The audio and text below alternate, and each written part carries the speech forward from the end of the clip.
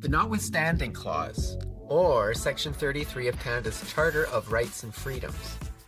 Sounds technical, but it's actually how the government can turn off your rights.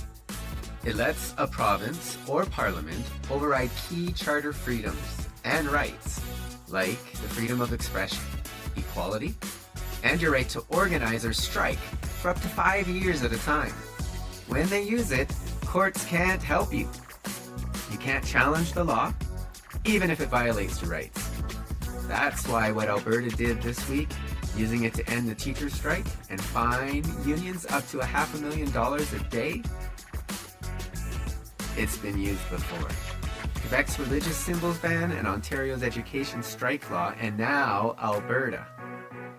Each time it happens, it gets easier for politicians to use it on any worker, even Canada Post. The Notwithstanding Clause was supposed to be rare. Now it's becoming a shortcut to silence labor. Because when one group's rights are switched off, all our rights are. Real techno.